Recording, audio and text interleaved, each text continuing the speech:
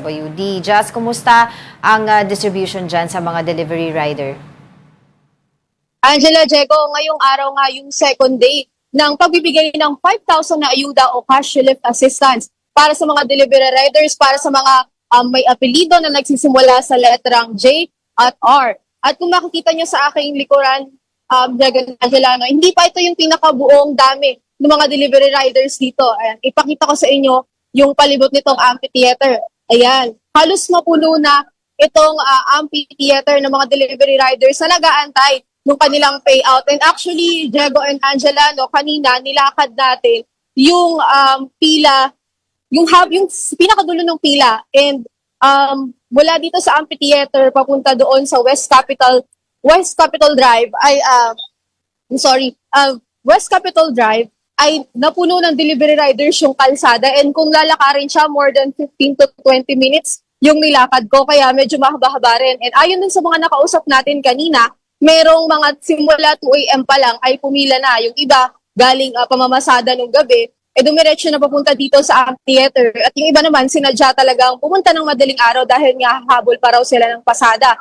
Merong ding, dahil nga 2 a.m. sila pumila, meron namang nagka-aberya pa dahil mali daw yung letra ng kanilang pangalan, may mali ang spelling, and yung iba nagka-problema dun sa kanilang extension name, may junior yung pangalan. So, imbes na nakalagay doon sa after ng pangalan, nakalagay pa rin sa dulo, sa apelido. So, pinabago pa yan. And ang ginawa ay pinag-submit sila ng Certificate of Oneness, and nakakuha rin naman sila ngayon ng kanilang ayuda. And bukod dyan, kanina meron pa nga tayong naabutan, bit-bit yung kanyang 2 taong gulang na anak. Makakuha lang ng ayuda ngayong araw. Kaso lang hindi sila nakakuha, bigo pa rin siyang makakuha dahil kahapon daw pala yung schedule para sa kanyang apelido. So umuwi silang luhaan, kabit-bit yung kanyang baby, natulog pa kanina nandito sa tabi ko. Kaso lang umuwi na sila kanina.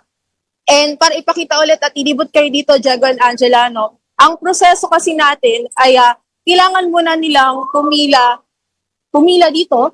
Ayan, ito yung pinaka-entrance sa likod ko.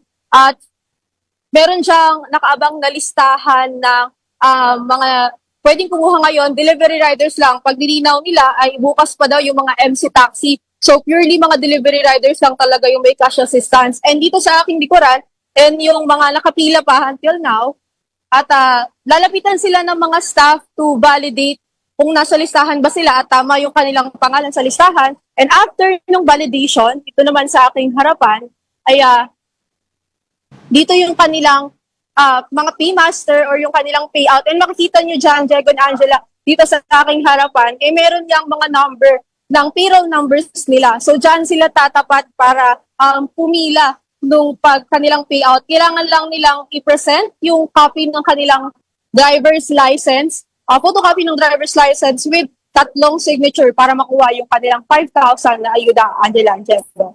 Just, meron pa bang dedicated na araw para dun sa mga tulad na kinwento mo kanina na hindi naka-claim ng kanilang ayuda?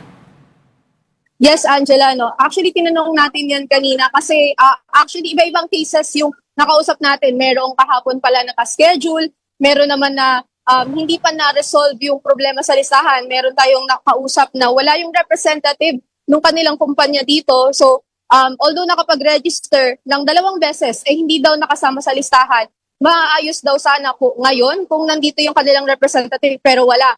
So, ang ginawa, ang kanilang paalala sa kanila, pababalikin sila sa last day, which is on Monday. Kasabay nung mga natitirang letter S to Z, and yung mga hindi rin nakakuha dun sa schedule nila dapat, kagaya kahapon, pinapayagan din silang bumalik dun sa last day para kahit paano makuha pa rin yung kanilang ayuda.